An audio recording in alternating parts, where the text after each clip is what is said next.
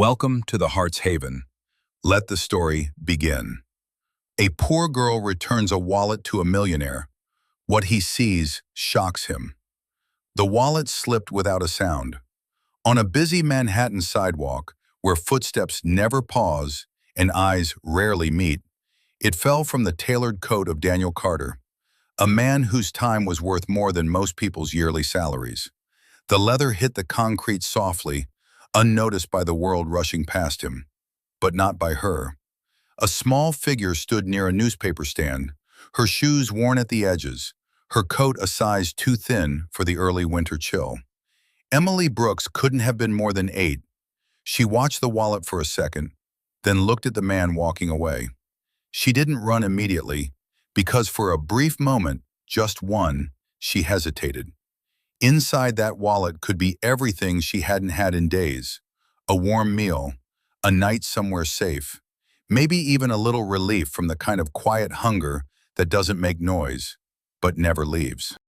Around her, no one noticed. No one stopped. The city moved on, just like it always did. Emily bent down slowly, her fingers brushing against the smooth leather. She held it in both hands, as if it carried weight far beyond what it was. Then she looked up again. The man was already halfway down the block. "Sir!" Her voice was small, nearly swallowed by the noise of traffic and distant horns. But she tried again, louder this time. "Sir, wait!" Daniel Carter stopped, not because he expected anything, but because something in that voice didn't belong to the city.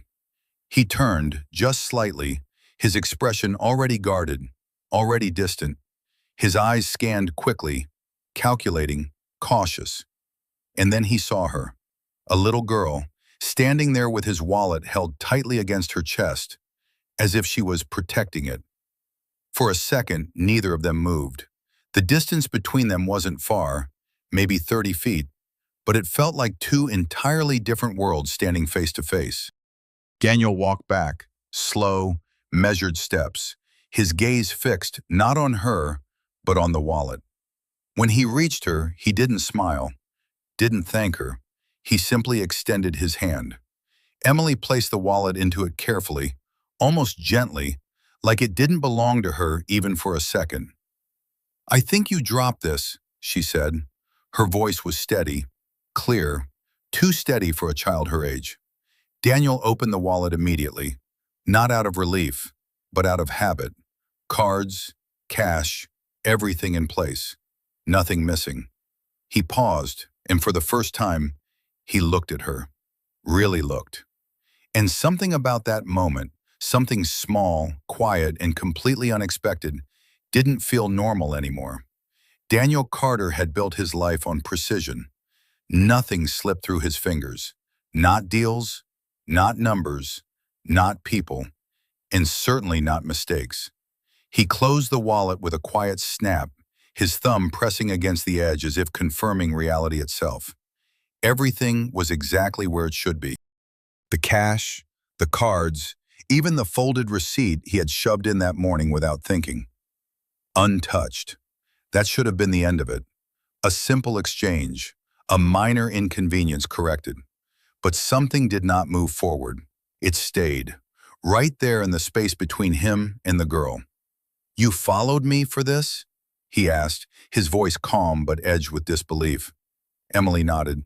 "Yes, sir." No hesitation, no expectation, just a simple answer. Daniel studied her more carefully now, the thin fabric of her coat barely shielding her from the cold wind slipping between buildings. Her sneakers, damp along the seams. The way she stood straight, despite everything around her suggesting she had every reason not to. He reached into the wallet again, pulled out a crisp bill. "Here," he said, holding it out, "for being honest." It was more than enough to matter, enough to change her day, maybe even her week. Emily looked at the money, then back at him, and gently shook her head. "I cannot take that." Daniel frowned, slightly. "It is a reward," he clarified. "You did the right thing." She held her ground. "It was not mine," she said softly, "so I gave it back." The words were simple, almost too simple, But they did not land that way. They settled somewhere deeper, somewhere Daniel had not visited in years. He let his hand drop slowly, the bill still between his fingers. "That is not how the world works," he replied, more to himself than to her. Emily tilted her head just a little. "It is how my mom said it should work." There it was, not defiance, not pride, just truth, unpolished, uncomplicated. Daniel exhaled quietly, his breath visible in the cold air. Around them, the city continued its endless rhythm. A cab horn in the distance, footsteps passing without pause, conversations blending into noise. But for a moment, none of it seemed to reach him. "When did she tell you that?" he asked. Emily's fingers tightened slightly around the edge of her sleeve. "A long time ago," she said, "before she got sick." The sentence lingered, not heavy, not dramatic, just real. Daniel glanced down at the wallet again, as if seeing it differently now, as if it carried more than leather in paper. Then something shifted in his expression. Subtle, almost invisible, but real. He opened the wallet once more, slower this time, not to check for loss, but to understand.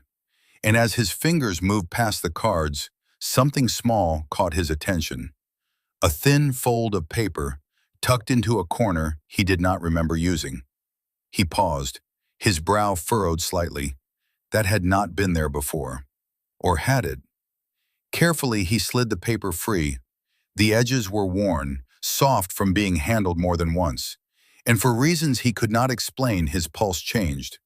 Just slightly. He unfolded it. And in that quiet space between seconds, everything began to shift. The paper trembled slightly between Daniel's fingers, not because of the wind, because something about it felt out of place. He unfolded it slowly, careful not to tear the fragile edges. The creases suggested it had been opened and closed many times, like a message someone could not let go of.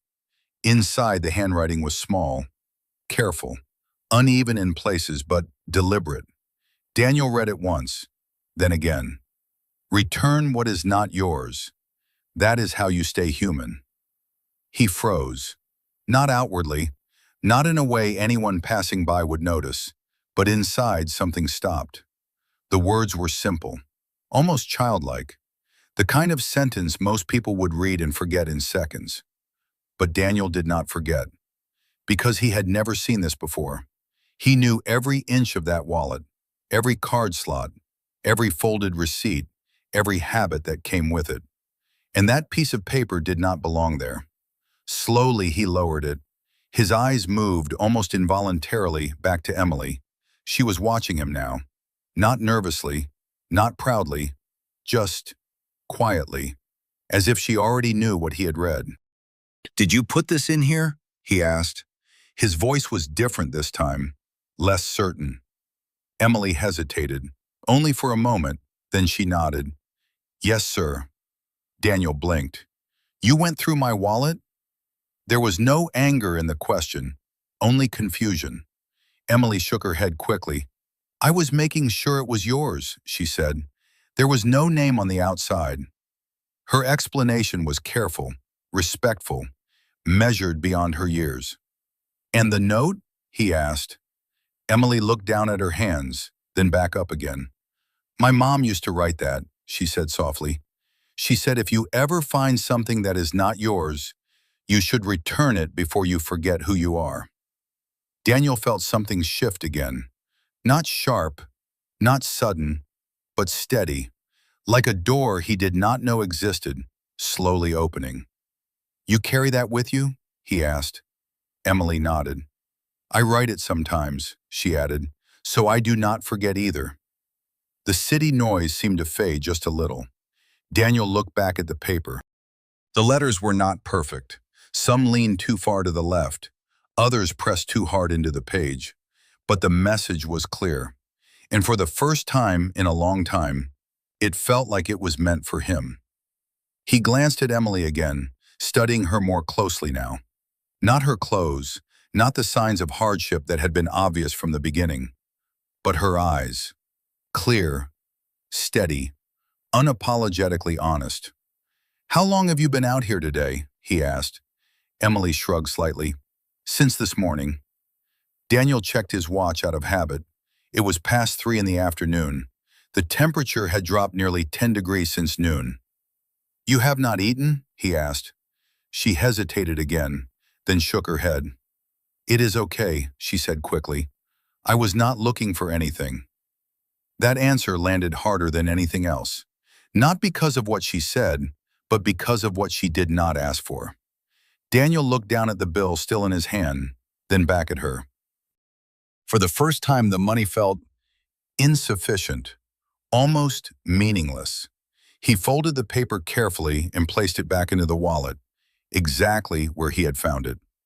But it did not feel like his anymore. Not entirely, because now it carried something he could not measure, something he could not control. And as he stood there on that crowded sidewalk, surrounded by a world that never stopped moving, Daniel Carter realized something he had not allowed himself to feel in years. He was not the one who had just been tested. He was the one who had just been seen. Daniel did not move right away. For a man who measured his life in minutes, in deals, in outcomes, standing still felt unfamiliar, almost uncomfortable.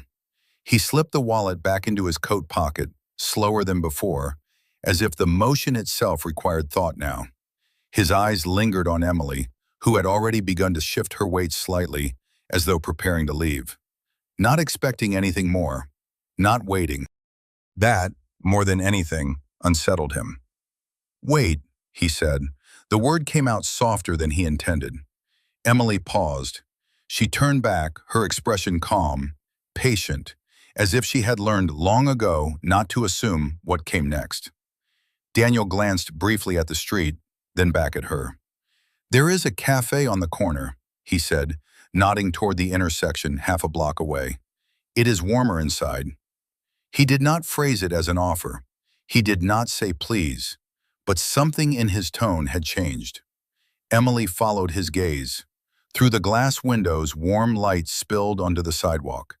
People sat inside with cups in their hands, coats draped over chairs, conversations low and steady. A different world. "I should not," she said gently. Daniel frowned just slightly. "Why not?" Emily looked down for a moment, her fingers brushing the edge of her sleeve again. "My mom said not to go places with people I do not know." The answer was immediate, clear, and completely reasonable. Daniel exhaled, almost a quiet laugh, though there was no humor in it. "That is a good rule," he admitted. For a second, he did not know what to say next. That too was new. He had negotiated contracts worth millions of dollars without hesitation. He had spoken in rooms where every word carried weight. And yet here, on a cold sidewalk, in front of a child who had nothing, he found himself searching. "I am Daniel," he said finally. "Daniel Carter." He paused, then added, "You already returned my wallet. I think that counts as an introduction." Emily considered that. Not quickly, not impulsively. Then she gave a small nod. "I am Emily," she said. "Emily Brooks." The wind picked up slightly, carrying a sharper chill through the street. Daniel noticed the way her shoulders tensed, just for a second, before she steadied herself again.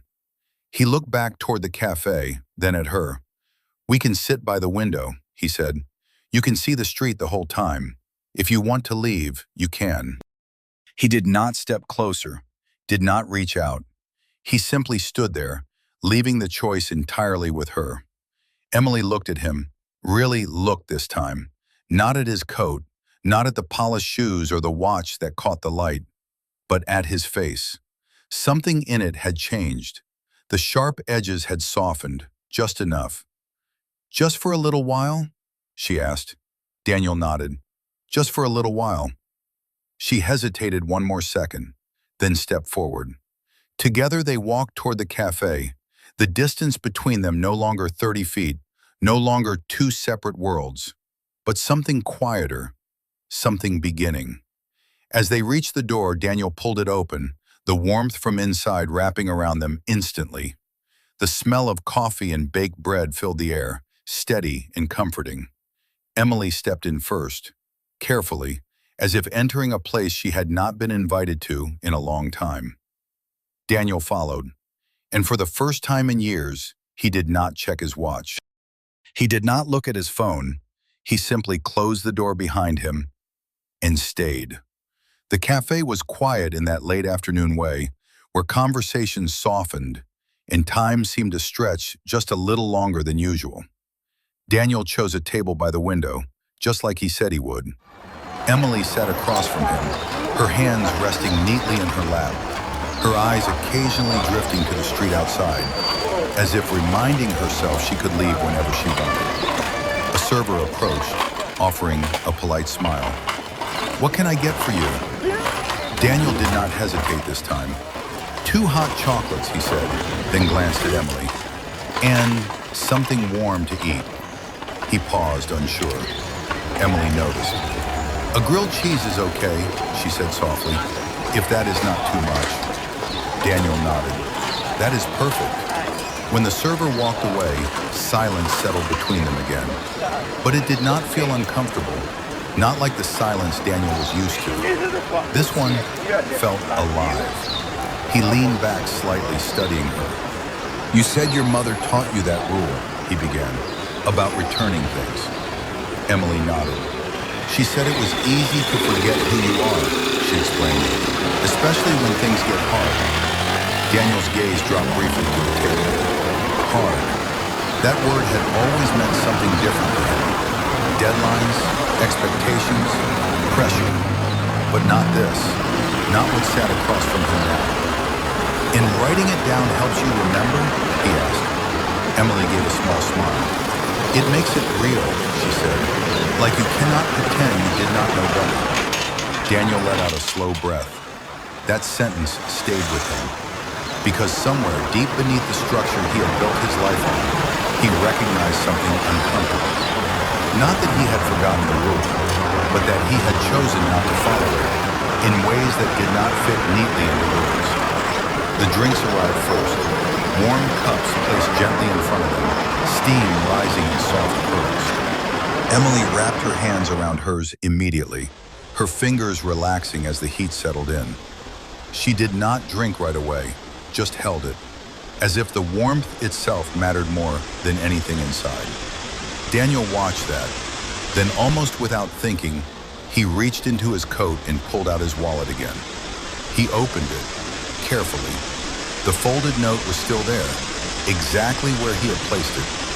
But now, it felt different. He turned it over in his hands, then looked up at Emily. "You wrote this today?" he asked. She nodded. "I do it sometimes," she said, "when I find something or when I feel like I might forget." Daniel glanced down at the handwriting again, then back at her. "How did you know I needed to read it?" he asked quietly. Emily blinked, a little surprised. "I did not," she answered. "I just did what I was supposed to do." There was no pride in her voice, no expectation of impact, just honesty. And somehow, that made it heavy. The food arrived, filling the small table with warmth and the simple comfort of something real. Emily looked at the plate for a second, then at Daniel. "Thank you," she said.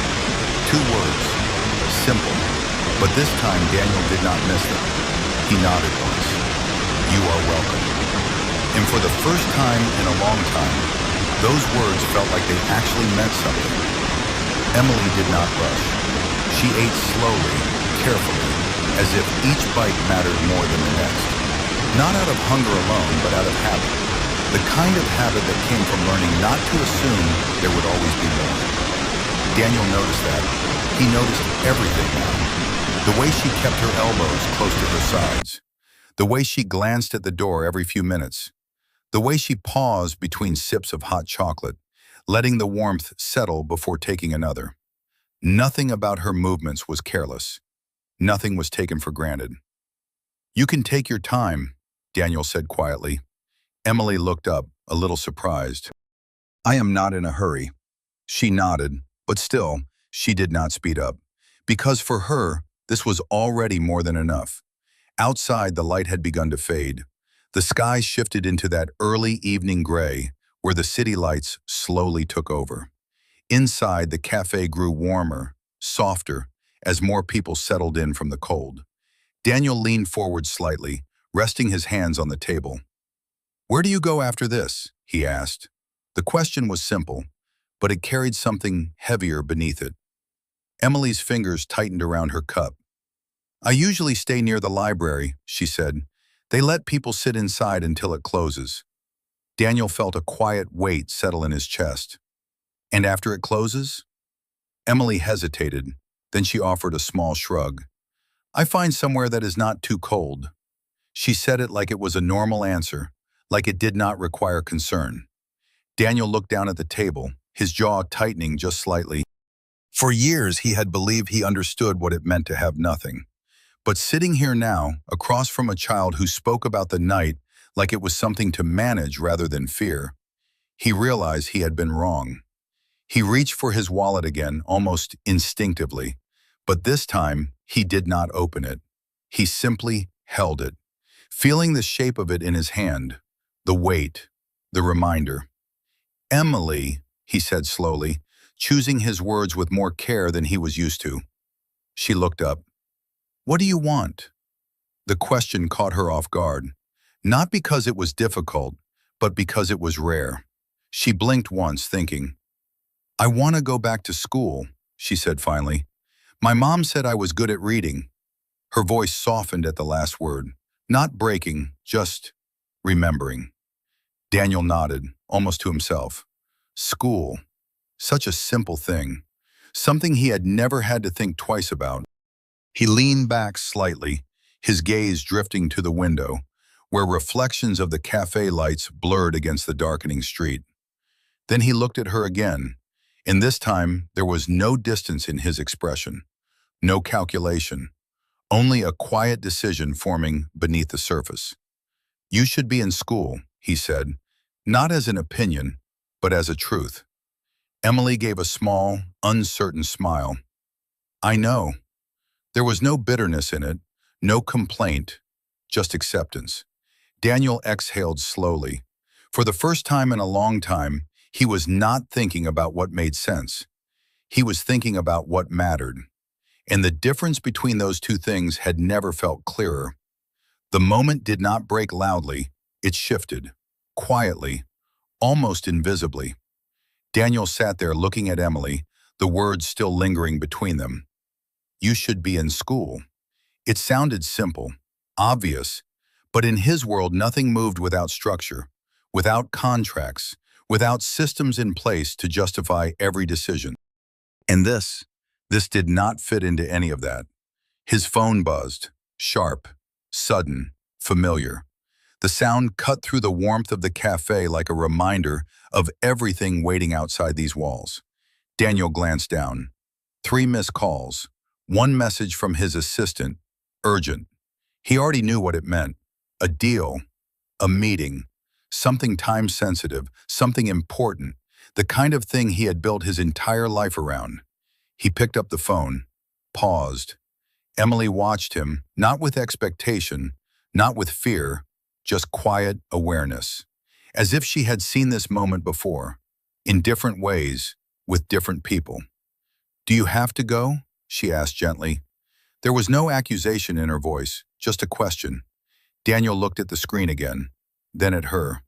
For years, the answer would have been immediate. Of course he had to go. There was always something more important, always something that could not wait. But now, he hesitated. "They are expecting me," he said, not firmly, not with conviction, just stating a fact. Emily nodded. "That is okay," she replied. "You already did a lot." The sentence landed harder than it should have, because it gave him an exit, a clean one, no guilt, no pressure. He could stand up, leave money on the table, walk back into his world, and nothing would seem wrong. Everything would continue exactly as it always had, efficient, controlled, predictable. He could forget this moment, or at least pretend to. Daniel looked down at his phone again. Then slowly he turned it over. Face down. The screen went dark. The buzzing stopped. "I can call them later," he said. The words felt unfamiliar, but they felt right. Emily blinked, a little surprised. "You do not have to stay," she said. "I will be okay." Daniel leaned forward slightly, his voice quieter now. "That is not the point." For the first time, he understood that clearly. This was not about obligation, not about charity, not about doing something good because it looked right. This was about something he had not made space for in years. Choice. He glanced at the wallet again, resting near his hand, then at Emily. "You said your mother told you not to forget who you are," he said. Emily nodded. Daniel gave a small, almost thoughtful breath. "I think I forgot," he admitted. The words did not come easily, but they came. And once they were out, something shifted again. Lighter. Real. Emily did not respond right away. She just looked at him, her expression soft, understanding in a way that did not match her age. "You remembered," she said after a moment. Simple. Certain. Daniel sat back slightly, absorbing that. Outside, the city kept moving. Cars passed. Lights changed. People hurried from one place to another. But inside the cafe, time felt different, slower.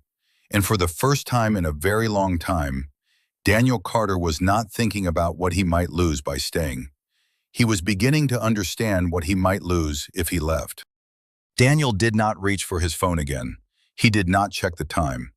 Instead, he leaned forward slightly, resting his forearms on the table, his attention fully where it had not been in years. Present. "Emily," he said, his voice steady now, grounded in something deeper than impulse. "If you could go back to school, if you had everything you needed, would you go?" Emily looked at him carefully, not excited, not overwhelmed, just thoughtful. "Yes," she said, "every day." There was no hesitation in that answer, no doubt. Daniel nodded slowly, as if confirming something to himself. "Then that should happen," he said. Emily blinked, a small crease forming between her brows. "What do you mean?" Daniel reached into his coat, but this time, he did not pull out money. He pulled out a card. Simple, clean. His name embossed in quiet authority. He placed it gently on the table between them, sliding it just close enough for her to see, but not pushing it into her hands. "This is not about today," he said, "and it is not a reward." Emily looked down at the card, then back up at him. "It is about what comes next." She did not touch it. "Why?" she asked softly. It was not suspicion. It was not fear. It was something else, something more honest. Daniel paused, because for the first time he did not want to give a convenient answer. He wanted to give the truth. "Because you did something most people do not do anymore," he said. "You reminded me of something I should not have forgotten." Emily's eyes softened slightly, but she still did not reach for the card.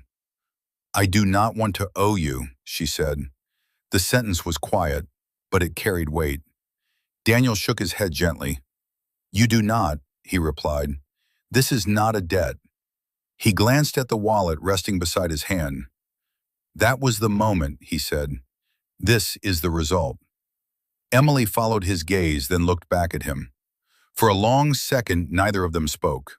Then slowly, she reached forward. Not quickly, not eagerly, but with intention. Her small fingers rested on the edge of the card. "I can call this number?" she asked. Daniel nodded. "Any time." She picked it up carefully, holding it the same way she had held the wallet earlier. With respect, with understanding. Outside, the sky had turned fully dark now, the city lights reflecting against the glass like 1,000 quiet stories moving at once. Inside, something had settled. Not loud, not dramatic, but certain. Daniel leaned back slightly, watching her, not as someone passing through his day, but as someone who had changed it. And in that quiet moment, there was no transaction, no imbalance, Just two lives, intersecting in a way neither of them had planned, but both of them would carry forward. They stepped out of the cafe together. The night air was colder now, sharper against the skin, but something about it felt different than before. The city still moved at the same pace. Cars passing, lights shifting, people walking with purpose. But for Daniel, the rhythm no longer felt distant. It felt visible. Emily stood beside him, her small figure wrapped in that same thin coat, but her posture had changed, just slightly. Not because her circumstances were different yet, but because something ahead of her now was. She held the card carefully, tucked between her fingers as if it were something fragile, something important. "Thank you," she said again. Not louder, not more emotional, but steadier. Daniel nodded once. "You already said that," he replied. Emily gave a small smile. "I know," she said, "but I wanted to mean it again." He looked at her for a moment, then let out a quiet breath. For years, gratitude had been something he received in passing. Quick, automatic, often tied to transactions, expectations, outcomes. But this was different. This had nothing attached to it. "Do you know where you are going tonight?" he asked. Emily glanced down the street, then back at him. "The library closes at 8, she said. "I will go there until then." Daniel looked at his watch out of habit. It was just past 6, 2 hours. He nodded slowly. "Call the number tomorrow," he said. "In the morning." Emily nodded. "I will." There was no dramatic goodbye, no long pause, just a quiet understanding that this moment, simple as it was, had already done what it needed to do. Emily took a small step back, then another, and then she turned, walking down the sidewalk, her pace steady, her path clear. Daniel stood there, watching, not because he was worried, but because he did not want to miss the way this moment ended, the way it stayed. After a few seconds, she disappeared into the moving crowd, just another small figure in a city full of stories, but not invisible, not anymore. Daniel reached into his coat and pulled out the wallet one last time. He opened it. The folded note was still there. He touched it lightly, then closed the wallet again, holding it in his hand a second longer than necessary. Because now, it was no longer just something he carried. It was something he understood. He slipped it back into his pocket and looked up at the city around him. For the first time in years, the buildings did not feel taller than him. The noise did not feel louder. The world did not feel distant. It felt shared. And somewhere, in a quiet corner of that same city, a little girl walked forward with nothing but honesty in her hands. And somehow, that had been enough to return something far greater than a wallet. It had returned a man to himself. Because sometimes it is not about who has more. It is about who remembers what matters. And sometimes the smallest act of honesty is the one that changes everything.